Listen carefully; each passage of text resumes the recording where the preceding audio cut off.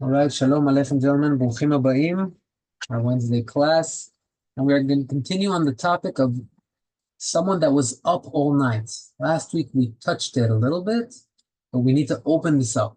Now, we all know there are a couple of nights a year that we stay up all night. One is Shavuot, one is Hoshana Rabbah, and there are halachot regarding Kriyat Shema, Bרכות Kriyat Shema, when do you say, what do you say? So right now we're going to discuss when is the right time to say Berkut Hatorah. Why? Because it seems like you won't have a chance to say Berkut Hatorah. If you're up all night, then in the morning I said Berkut Hatorah. It's holding. When is that point stopping where the new day began and I have to say Berkut Hatorah again? So everybody agrees that that point is called Alot HaShachar, which is dawn. Not sunrise, but dawn. The machloket, the controversy around this topic is, when is dawn? Is it 60 minutes before sunrise? Or is it 72 minutes before sunrise? That's the big machloket. And because we have that machloket, we don't know what's right to do. So comes Chacham ben Zion Abba Shaul. Chacham ben Zion Abba Shaul was one of the rabbis of Rav Eliyahu ben Chaim, our very own rabbi in Yeshivat Berkut Yosef, together with Rav Yosef as well.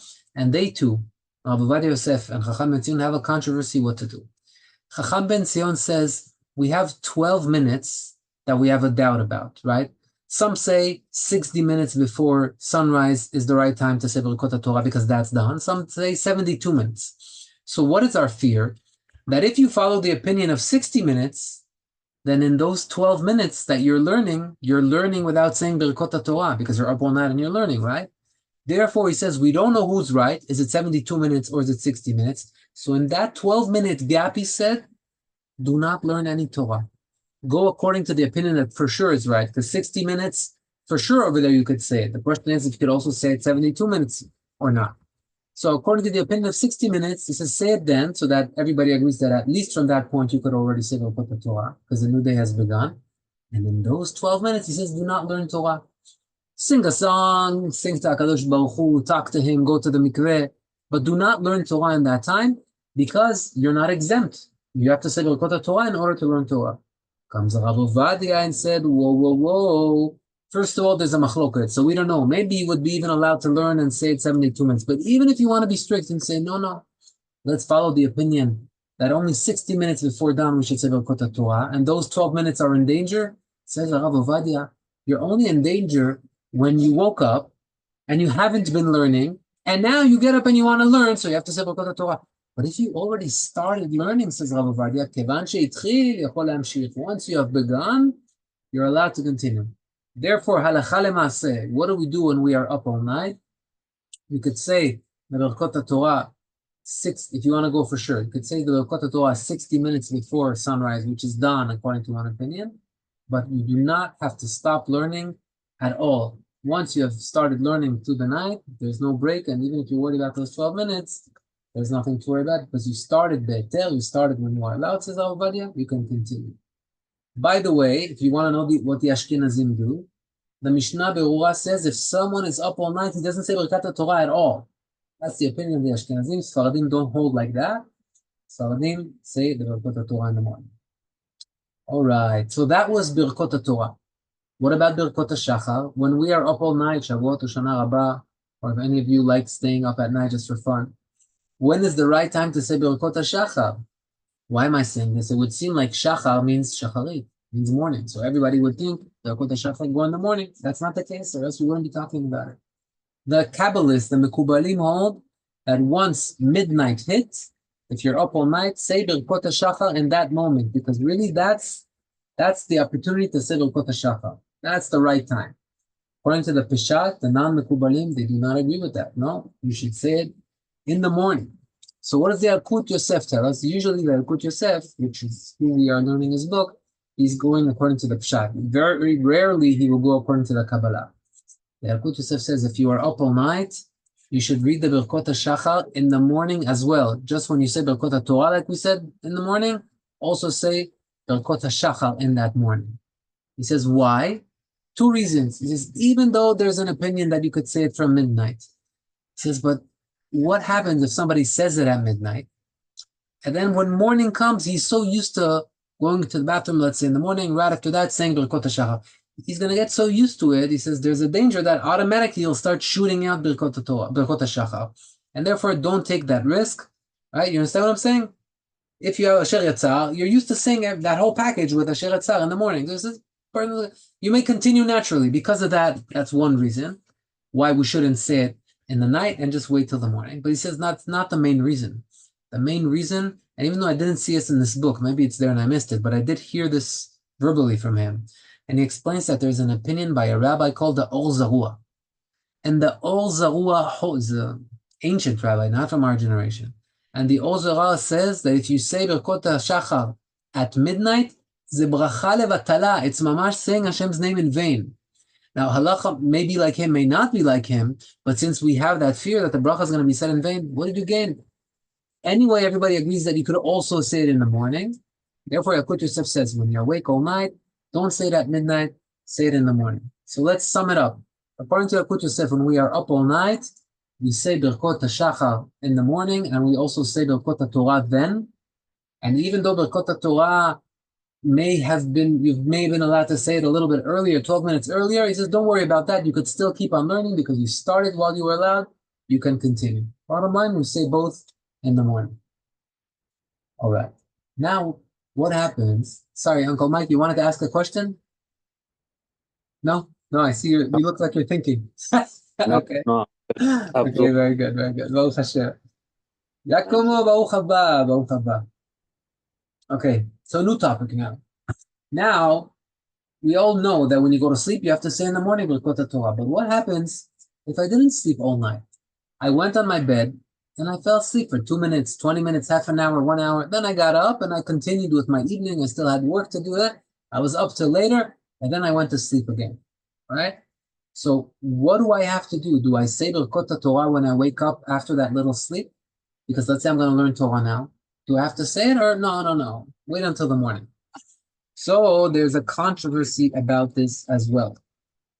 Halacha bottom line is, once Tzeta Kochavim, once the stars came out, the time of Motzei Shabbat, right, 20 minutes after the Shkia, once Tzeta Kochavim happened, if a person goes to sleep, but not a temporary sleep, a real sleep, and soon we'll explain what a real sleep means.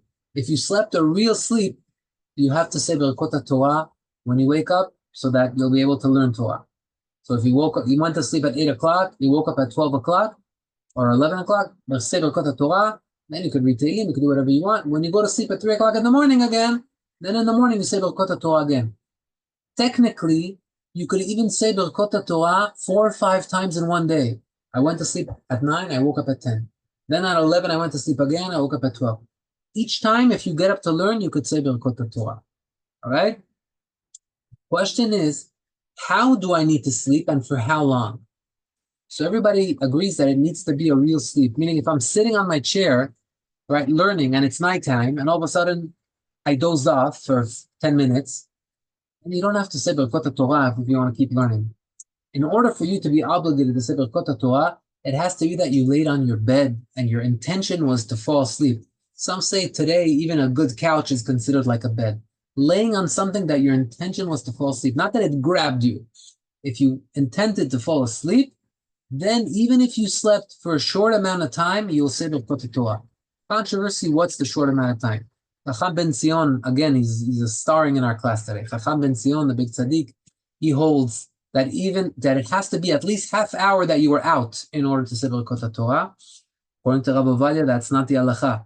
Even if you fell asleep for 2 minutes, but it was in your bed with the intention to fall asleep in your bed, and then you wake up, you say, no, I can't fall asleep now, I want to learn, I want to read Tehillim, you have to say Berkut Hatorah. That could happen 10 times a night, and every time you wake up, you want to learn something. Again, I'm not talking about learning Torah in your head. That's called hirhur. We learned that hirhur in your head is not a problem. If you want to learn in your head until you fall back asleep, you don't have to say Berkut Hatorah. But if you're already getting up, you're washing your hands, you're opening a book or something like that, then you would be obligated to say Berkut Hatorah. However, this is an interesting case. Somebody woke, he said, Arvit is starting in 1 hour. I'm going to catch till 10 o'clock Arvit. So 9 o'clock he goes to sleep, he wakes up at 5 minutes to 10, and now he wants to go to prayer Arvit. Was he asleep for 1 hour on his bed? Yes. Was it nighttime? Yes. According to this, he will have to say Berkut Hatorah. Does he have to say? or does he not have to say Berkut Hatorah?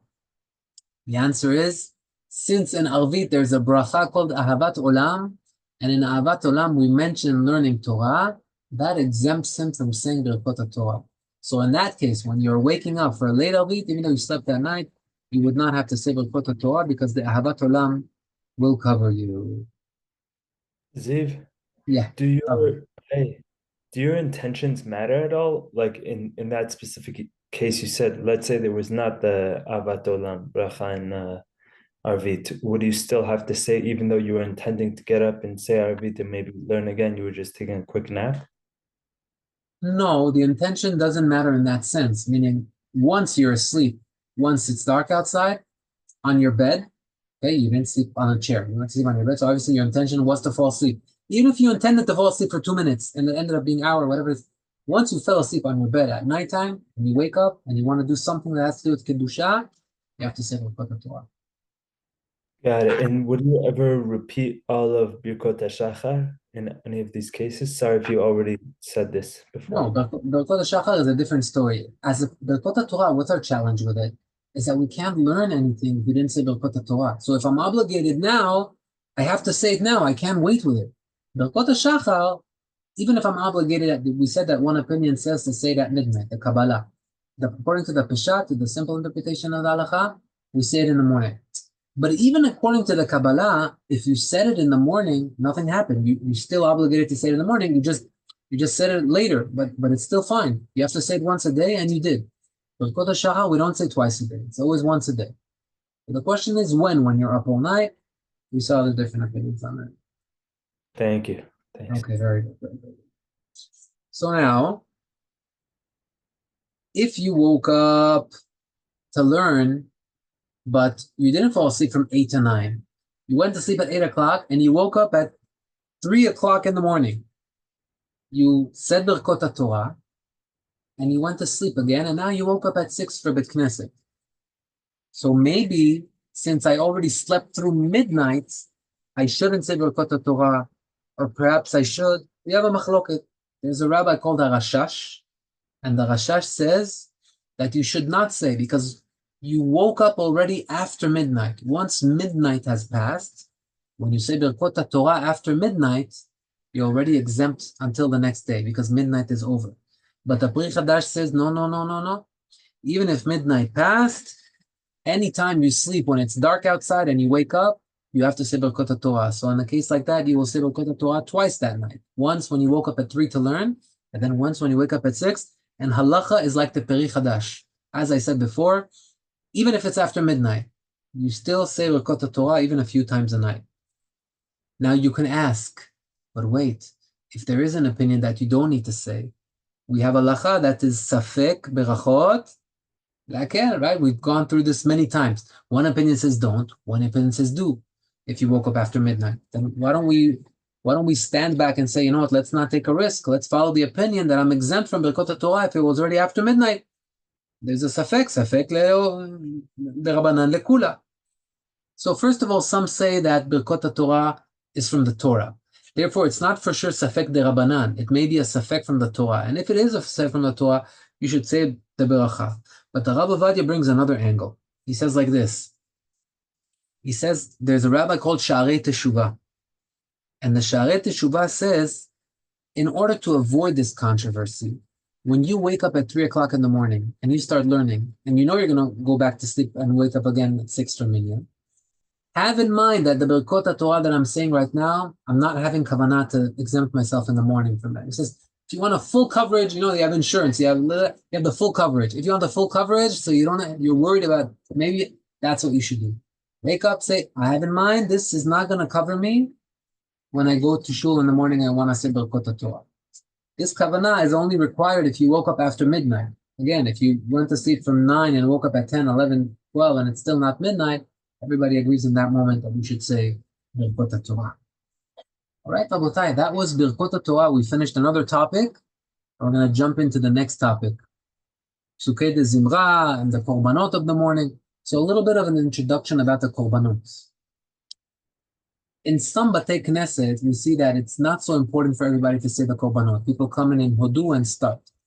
We should know that it's not ideal to do that because the tefillah has a certain order. Chachamim didn't randomly throw information and said, you know what, if you're late, start this, say that, do this later.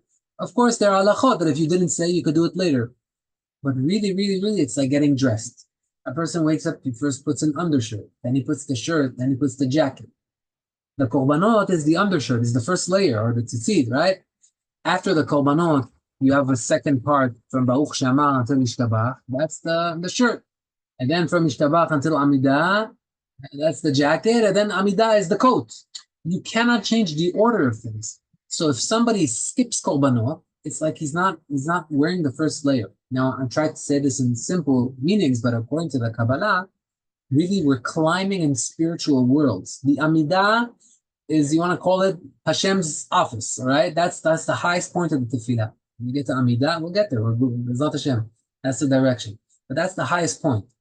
Under that one floor is the part between Ishtabach and Amidah, all right?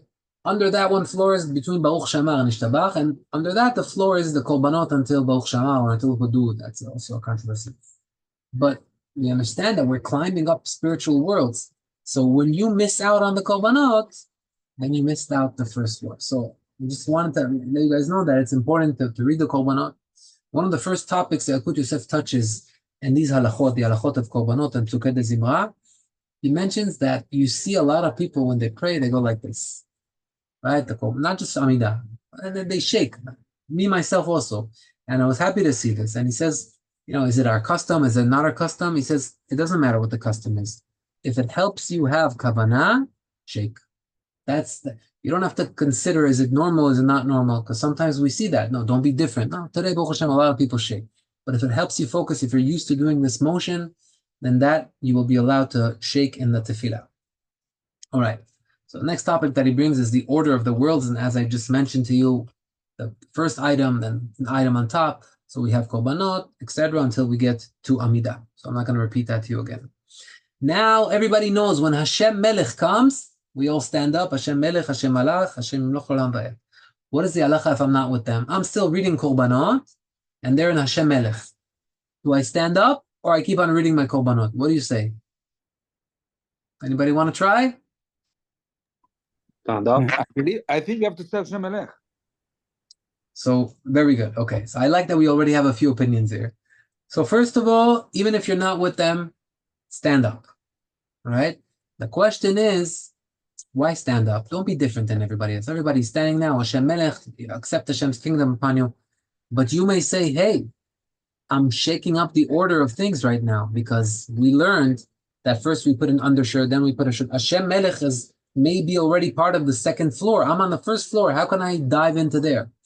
So therefore, some opinions say you should even say Hashem Melech. Other opinions say no, don't say Hashem Melech. Just stand up to show that you're with everybody, but keep on reading your tefillah. All right? Because according to the Kabbalah, according to the Ari HaKadosh, you're changing, you're mixing the order of the worlds, and therefore we shouldn't do that. But Bri Chadash says, no. Leave that to the Kabbalists. The Kabbalists, okay, they don't say Hashem Melech, but we're a simple people. We don't climb in worlds. We don't see the tefillah like that. We're talking to Hashem. And therefore, when everybody's saying Hashem is our king, join in, jump on that ride, and say Hashem is the king. What should you do? There's no verdict, which means if you want to be a Kabbalist and you want to stand up and keep praying your tefillah, you have who to rely on. If you want to be a shot, you can say Hashem Melech with everybody, whatever makes you feel comfortable, makes you feel better. There's no verdict. Both options are open, but stand. Even if you're not with them, you should stand up. Right. Now, same thing with Vayivarech David.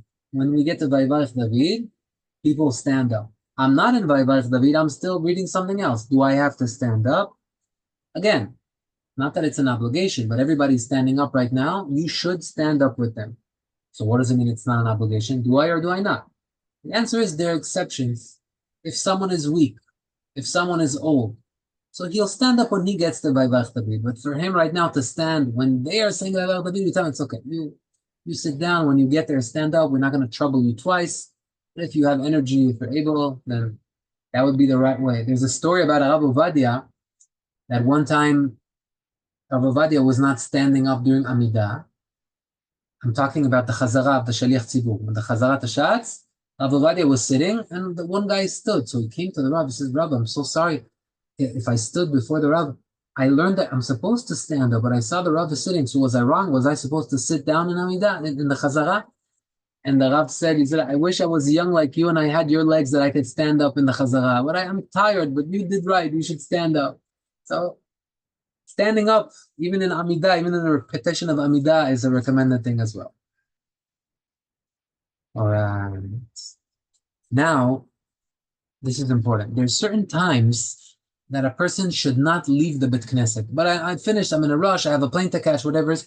Okay, wait a few seconds. They'll give you a couple of times right now that you shouldn't leave. One of them is Hashem Melech.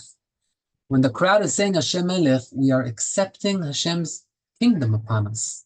And when we do that, then you're running out. What does it look like? No, I disagree. My plane is my king. I have to go to my plane. No. In the middle of Hashem Melech, wait, let them say it twice. It took you 30 seconds more. It's okay. And then leave. But do not leave while they're saying Hashem Melech. Anybody want to assume when else is it wrong to leave the Bet Knesset? It's also something that shows that we accept Hashem upon ourselves. Kadesh. You're saying Kedusha. Kedusha, yeah. Very good.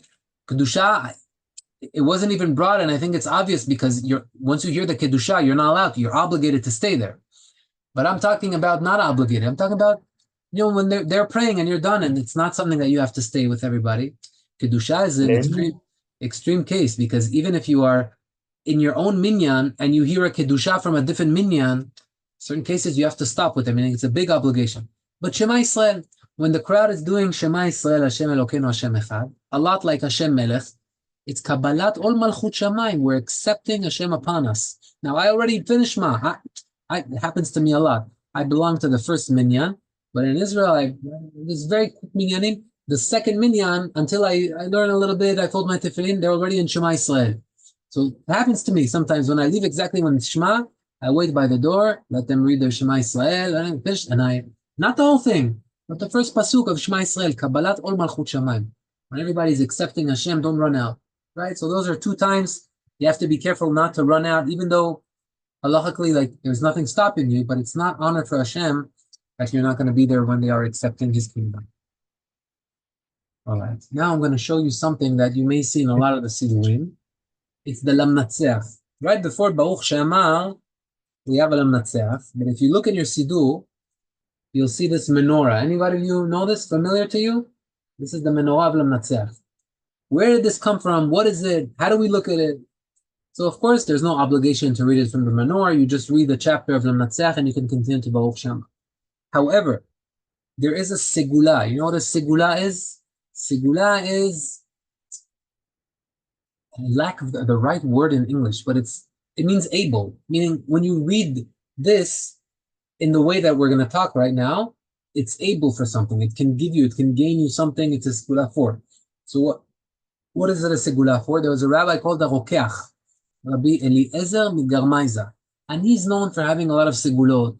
He has segulot for Havdalah, segula and Tefillah. One of the segulot that he brings down is this menorah. And he says that if you read this menorah, now look at me, I'm not holding the siddur and looking down. The idea is that you're holding the menorah straight up, and when you're reading it, it's as if you're lighting the menorah with your eyes, right? So you have to hold it straight. He says, if you read it, and then you'll see in Bet Knesset, a lot of people, some people even have it in silver or gold, they hold it up and they read it like that. Even if you don't have that, just from your siddur is fine. If you have from parchment, better. Whatever it is, reading it in that way, says it's a segula, meaning it has the ability limtzo chen b'nei Elokim v'adam, to give you charm in Hashem's eyes and in other people's eyes. Sometimes segulot are difficult. You have to work hard. Over here, you're already reading it. Instead of reading it in lines, read it in the menorah shape. Boom, you got the segula that the charm of Hashem is on you, the charm of other people is with you. So he adds another segula, the Rokeach, and he says, in some Bet Knesset, you'll see this menorah shape on the parochet, right? On the curtain that closed the Aron HaKodesh, at the parochet, padeh, whatever it's called, right?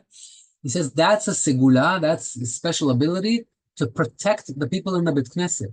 When you have a parochet like that, it's a segula. So if you ever want to only for happy occasions, Be'ezrat Hashem. Want to give a donation like that? A nice idea would be to make it in the shape of the Menatzeach, to put it over there so that everybody gets to that part of the tefillah. They could look at the parochet and read it standing up. Perfect. It's a segula for protection for the crowd. Right. He says also, and by the way, it's interesting, the Yalkut Yosef is known to be very, no segulot, no spiritual, it should be practical. But he says that even if you don't have it in front of you, and you have a siddur that doesn't have that Lam Natzeach, he says, close your eyes, picture a shape of a menorah, and read the Lam Natzeach as you're running through the menorah. Even if your eyes are closed and you did it in your mind, it's also good. But don't miss out on this opportunity to get this finding favor in other people's eyes or in Hashem's eyes. All right. Now, a little bit similar to what we spoke about before. When you are late and the crowd is in one place and you are in a different place, how to behave. The crowd is now saying Shema Yisrael. In Psukei de Zimra, I'm reading Asher Shel Betecha, Alelu Nafshi et Hashem, etc. I'm reading that. So what do I do? So the answer is, again, we have a fear that they're accepting Hashem's kingdom upon me. Am I not going to be a part of that? So the right thing to do is to cover your eyes, even though you're not with them. But don't say Shema Yisrael. You're mixing up the worlds. You're in a different place right now. But because everybody's accepting the kingdom, you join everybody. Don't be different. Join everybody. Close your eyes. Pretend like you're saying Shema with them, but you keep praying as if you're on your own. All right. Now, another case. He brings a bunch of cases of what does a person do when he's one place and there the crowd is in another place. Now, they called your name. They said, Nick, b'chavod ya'aleh la-Torah. Let's say they said your Hebrew name. What's your Hebrew name when you have an aliyah? Mishael. Mishael ben? Ephraim. Mishael ben Ephraim ya'aleh l'kol Torah b'chavod. Everybody says b'chavod.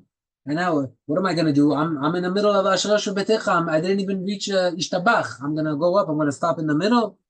So the answer is, you are allowed to stop where you are, since they already called your name, even though you are in fear of mixing the worlds. Once they called your name, the Gemara says that when someone is called up to the Torah and it doesn't come, chas v'chalila, it shortens their life. So whenever a name is called, it's a big thing in halakha. Once the name is called, you should go up there. So okay, I went up there. Now I said the Berkut Hatorah. Should I also read with the Koreh? Because we know, I'm sure everybody here knows, when I go up to the Torah, I don't just say a bracha and stand like that and wait till the guy's finished. I have to read with him. He is there because not everybody knows how to read the Torah today. So we put one guy there so people aren't embarrassed, and he reads for everybody. But it doesn't mean that I don't have to read the Pesukim. I may not know the Te'amim. I may not know exactly how to say each word, but I have to read. If I didn't read at least 3 Pesukim with him, my bracha is bracha levatala. It's like saying a bracha on an apple without taking the bite. You're there, you have to read. And then Torah, you have to read with him. So now I'm my tefillah is somewhere else. They called me up by my name, so I said the bracha. Can I say, okay, I'm gonna trust him right now. I don't want to say more words mixing up the worlds. I'm in a different place. Bracha is no. Once you said the bracha, so that your bracha is not a bracha levatala, of course you have to read. Now we don't read loud. You're not going to bother the Baal Koreh. Everyone wants to hear him. But we move our lips together with him, and we have to read the Pesukim. All right, I think we're going to stand over here because our time is up, B'ezrat Hashem. So let's conclude. We learned today when is the right time to say Berkut Hatorah, when is the right time to say Berkut HaShachar, and we said that even though there's a controversy, it would be best to say it in the morning. We spoke about if I'm in one place and the crowd is in another place, then I can pretend that I'm with them. I don't have to verbalize, but at least don't be different than the others to show Hashem respect. In those times also we said not to leave the Beit Knesset is not good. And the last thing we spoke about was the menorah. That's a big segula, ability to have charm. And we mentioned as well that in the Shema we close our eyes with everybody even though we're not with them. And the same thing with the Aliyah la-Torah, only over there I can actually go up, say the Beracha and read, and then continue from where I was. Right, gentlemen? Have a beautiful Shabbat. B'ezrat Hashem. We're going to see you next week. Thank you. Thank you. Zak Baruch. Bye. Bye.